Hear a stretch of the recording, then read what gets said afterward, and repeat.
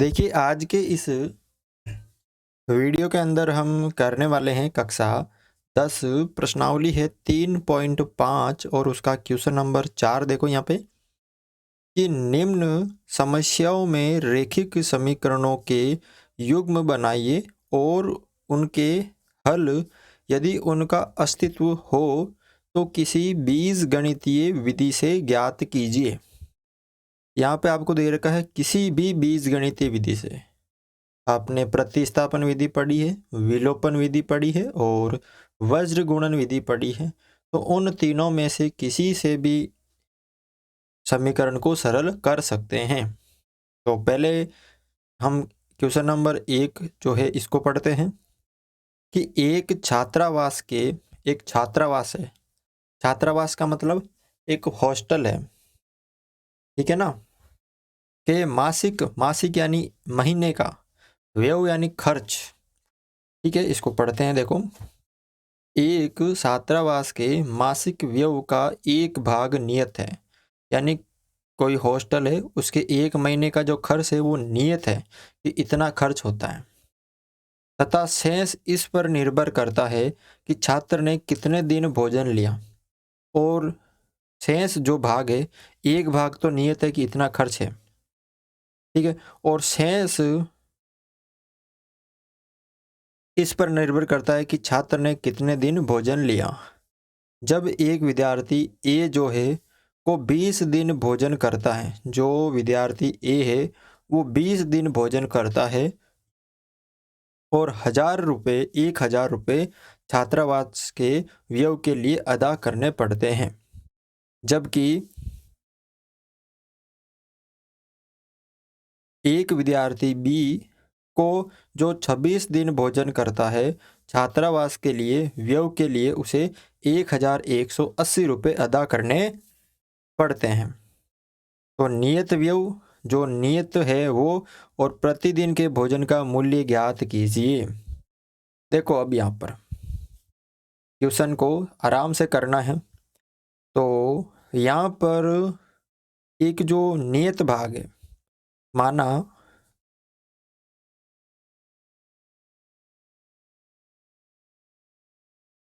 मासिक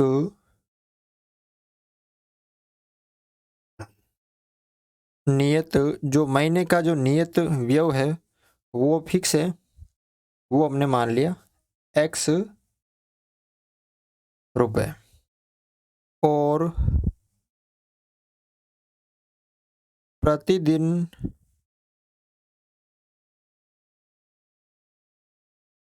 भोजन खर्च वो y रुपए। एक दिन का जो भोजन का खर्च है वो हमने y रुपए मान लिया और मासिक नियत जो है वो x रुपए मान लिया। अब दो विद्यार्थी हैं। पहली शर्त तो आप यहाँ पे लिख दीजिए, विद्यार्थी ए के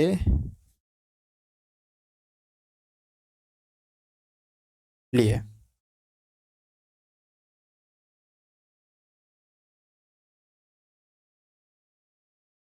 विद्यार्थी ए के लिए क्या करता है वो, उसकी भोजन लेने की अवधि कितनी है, 20 दिन। तो यहाँ पे आप लिख सकते हैं कि भोजन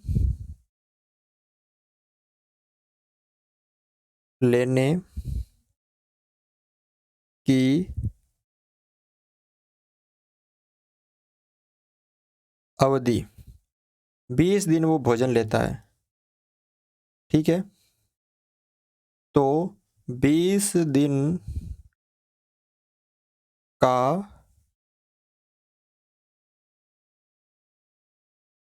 भोजन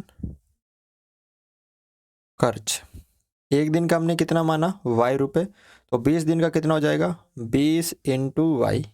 एक दिन का y रुपए है तो 20 दिन का 20y, तो यहाँ पे हो जाएगा 20 दिन का हो जाएगा 20y रुपए।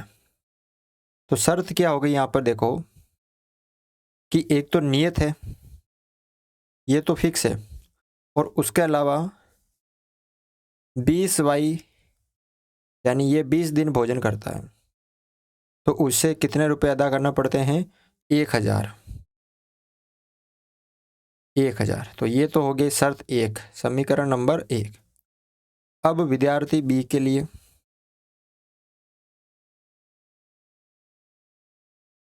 विद्यार्थी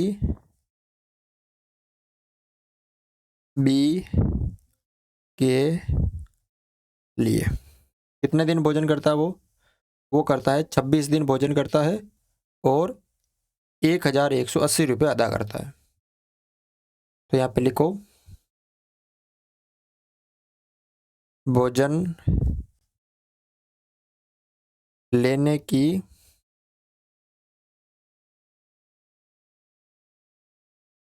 अवधि 26 दिन। तो यहाँ पर 26 दिन का भोजन खर्च, एक दिन का वाई रुपये है, तो 26 दिन का कितना हो जाएगा, 26 इंटू वाई, यानी 26 वाई रुपये। तो एक तो नियत है एक्स और 26 दिन का अलग से 26 वाई, और कितना अदा करता है 1180 रुपये। तो ये समीकरण आपके पास 2 प्राप्त हो गया। तो इस तरह हमने 2 समीकरण प्राप्त कर लिए। अब आप इनको किसी भी विधि से क्या कर सकते हो, सरल कर सकते हो। किसी भी विधि से क्या कर सकते हो, इसको सरल कर सकते हो। ये आपके पास 2 समीकरण प्राप्त हो गए हैं। अब आप इनको किसी भी तरह से सरल कर सकते हो, ठीक है। चाहे तो वज्र गुणन विधि, चाहे तो विलोपन विधि, या इसको प्रतिस्थापन विधि से, ठीक है। तो हम यहाँ पे क्या करते हैं, इसको देखो वज्र गुणन विधि से सरल कर सकते हैं, इसको विलोपन विधि से सरल कर सकते हैं, आपकी जैसे भी इच्छा हो। तो हम इसको करते हैं विलोपन विधि से सरल। ये समीकरण 1 और ये समीकरण नंबर 2। जब हम समीकरण 1 2 में से 1 घटा देंगे तो x से x कट जाएगा और हमें किसका मान प्राप्त हो जाएगा, y का। तो आपको लिखना है इस समीकरण 2 में से 1 को घटाने पर 2 क्या है, x प्लस 26y बराबर 1080 और x प्लस 20y बराबर 1000। अब इनको क्या करना है, घटाना है। तो ये माइनस, ये माइनस, ये माइनस, x से x कट गया, 26y में से 20y गए तो 6y, और 1180 में से 1000 गया तो पीछे 180, ठीक है। अब y बराबर 180, 6 इधर आ गया नीचे, तो y बराबर 3 और 0। y का मान कितना आ गया यहाँ पे, 3 और यानी 30 आ गया। कितना आ गया यहाँ पे, 30 आ गया। अब ये y का मान आप है ना किसी भी समीकरण में रख सकते हो, किसी भी समीकरण में रख सकते हो, ठीक है ना। तो चाहे तो समीकरण 1 में रख दो या समीकरण 2 में रख दो। तो मैं यहाँ पे क्या करता हूँ, y का मान समीकरण 1 में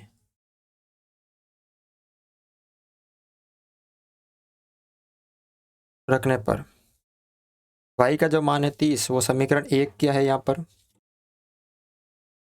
देखो ये रहा, x प्लस 20y बराबर 1000, x प्लस 20y की जगह 30 बराबर 1000, x प्लस 3 दूनी 6, 600 बराबर 1000। तो x बराबर 1000 माइनस इधर आ जाएंगे ये 600, x बराबर कितना हो गए यहाँ पर 400, x बराबर कितना हो गए 400। तो हमने क्या माना था कि जो नियत खर्च है वो 400 रुपये तो फिक्स है, अतः मासिक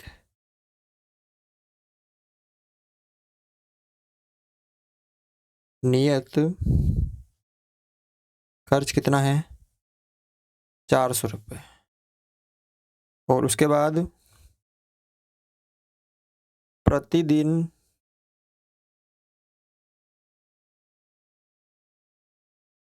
भोजन का खर्च 30 रुपये। ठीक है ना। तो इस तरह से आप ये क्वेश्चन नंबर 1 सरल कर सकते हैं। अगला क्वेश्चन है क्वेश्चन नंबर 2। एक भिन्न 1/3 हो जाती है जब उसके अंश से 1 घटाया जाता है। कोई भिन्न है 1/3 कब हो जाती है, जब उसके अंश से हम 1 घटा देते हैं। और वह 1/4 हो जाती है जब हर में 8 जोड़ दिया जाता है। तो वे भिन्न ज्ञात कीजिए। तो माना जो भिन्न है, भिन्न का अंश क्या मान लिया हमने x, और भिन्न का हर y। तो भिन्न क्या हो गई, अंश बटा हर, यानी x बटा y हो गई।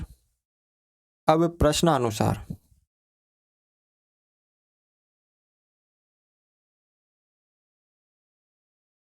शर्त पहली, 2 शर्त है। शर्त पहली, क्या शर्त है पहली, कि 1/3 हो जाती है जब उसके अंश से 1 घटाया जाता है। कि ये भिन्न है x बटा y, जब उसके अंश से 1 घटाया जाता है तो वो 1/3 हो जाती है।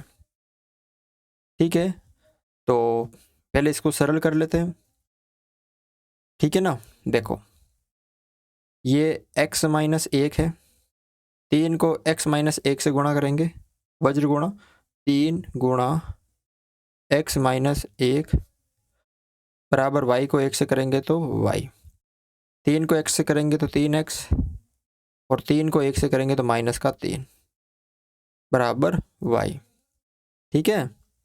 अब यहाँ पर y इधर आ जाएगा तो ये माइनस का हो जाएगा, तो 3x माइनस y माइनस 3 बराबर 0।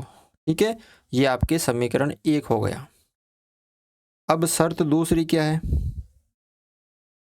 शर्त दूसरी इसको पढ़ो, क्या है कि वह 1/4 हो जाती है जब उसके हर में 8 जोड़ दिया जाता है।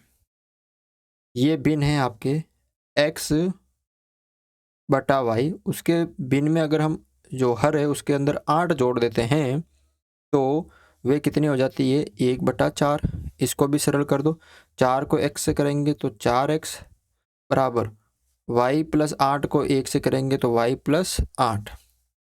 तो यहाँ पर 4x, y इधर आएगा तो माइनस का, और 8 इधर आएगा तो माइनस का, बराबर 0। ये समीकरण हो गया 2। ठीक है, आपने 2 समीकरण शर्त के अनुसार प्राप्त कर लिए हैं। अब आपको इनको किसी भी विधि से सरल कर सकते हो। तो इसको हम करते हैं वज्र गुणन विधि से। कौन सी विधि से करते हैं इसको हम, वज्र गुणन विधि से। तो यहाँ पे देखो, हम वज्र गुणन विधि से सरल करेंगे तो उसके लिए क्या चाहिए, पहले a1 का मान 3, b1 का मान -1, और c1 का मान -3। फिर a2 का जो मान है वो है 4, b2 का जो मान है वो -1, और c2 का जो मान है वो -8। ठीक है। अब यहाँ पे तो यहाँ पर देखो सूत्र जो होता है वज्र गुणन विधि का वो क्या होता है, आप यहाँ पे लिख भी सकते हो, वज्र गुणन विधि से सूत्र क्या होता है, x बटा b1 c2 minus b2 c1 बराबर y बटा C1 A2 minus C2 A1 बराबर 1/A1 B2 minus A2 B1। अब सूत्र में रख दो आप मान, x की जगह x बटा B1 कितना है, B1 है आपके -1, इसको गुणा करना है C2 यानी -8 से, फिर एक सूत्र का माइनस, फिर B2 कितना है -1, ये गुणा होगा C1 यानी -3 से, y C1 कितना है -3, ये गुणा होगा A2 से यानी 4 से, माइनस C2 कितना है -8, ये गुणा होगा A1 यानी 3 से, बराबर 1/, A1 कितना है 3 है, ये गुणा होगा B2 से यानी -1 से, माइनस A2 कितना है 4, और ये गुणा किससे होगा B1 से यानी -1 से। ठीक है, अब इसको करो सरल, x बटा 8 एकम 8 माइनस माइनस प्लस, ये माइनस का 3 एकम 3 और माइनस माइनस प्लस, 3 चौक 12 माइनस का 12, ये माइनस 8 दिया 24 और माइनस माइनस ये हो गया प्लस, 3 एकम 3 और ये माइनस का, 4 एकम 4 ये माइनस का और माइनस माइनस हो गया +4। ठीक है, करो इसको आगे सरल, देखो x बटा 8 में से 3 गए तो 5 बराबर y बटा 24 में से 12 गए तो 12 बराबर 1 और 4 में से 3 गए तो 1। अब करनी आपको तुलना,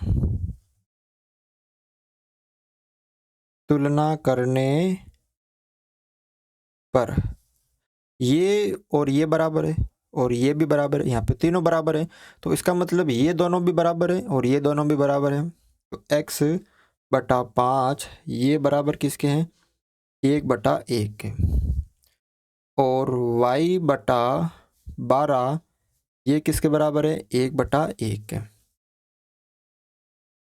x को 1 से गुणा किया तो x और 5 को 1 से किया तो 5, y को 1 से किया तो y और 12 को 1 से किया तो 12। ठीक है, तो यहाँ पे x का मान कितना आ गया 5 आ गया और y का मान 12 आ गया, तो अतः भिन्न क्या हो जाएगी, भिन्न को हमने क्या माना x बटा y, x कितना है 5 और y कितना है 12। ठीक है, इस तरह से आप ये क्वेश्चन सरल कर सकते हो। तो आज के वीडियो में ये दोनों क्वेश्चन थे और अगले वीडियो में हम इसके 3 जो क्वेश्चन है वो करने वाले हैं। अगर आपको वीडियो अच्छा लगा तो वीडियो को लाइक ज़रूर करें।